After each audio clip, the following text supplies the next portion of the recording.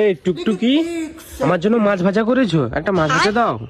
মাছ ভাজা? হ্যাঁ। মাছ ভাজা বড্ড খেতে ইচ্ছে করছে না। হ্যাঁ। আমি যখন বললাম শাকটা কোথায় এসে বেঁচে দাও, তো তার তো বেলা তো কোনো মানে মুরদ নেই, খালি খাবার বেলা খালা মুখ হয়ে আরে যায়, তুমি মাছ ভাজা তাহলে করোনি আজকে? না শাক ভাজেছি, তেতো শাক করেছি, তেতো শাক আলু দিয়ে ভাজবো, ওটা দিয়ে হবে।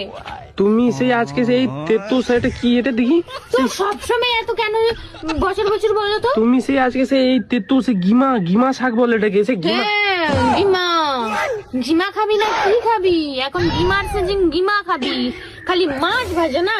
যখন আমি বললাম আসো তো একবার শাকটা ভেজে দিবে, কেমন ভাবে দিমাগ দেখালে। হ্যাঁ, আমি এই গিমা খাবো না, আমি খাবো না।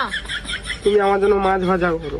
আমি কি মাছকে এক্ষুনি উৎপন্ন করব, নাকি জন্ম করব? তুমি সেই তেতো শাক বানাচ্ছো, এই তেতো। হ্যাঁ, এই তেতো শাক আলু দিয়ে ভাজা হবে, তেতো শাক খাবে সব একটা। আমি এই তেতো শাক খাবো না।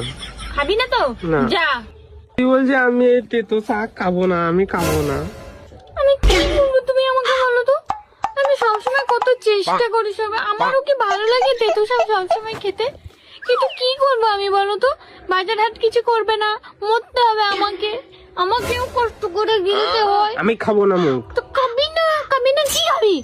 হ্যাঁ, আরে এই সেই গিমে ভাজা, গিমে এটা কি শাক, গিমা না তেতো শাক যাই হোক, পাও খায়, তুমি খাও। হাঁটা আগে এখান থেকে, যা দূর হয় এখান থেকে, চললাম আমি। যা।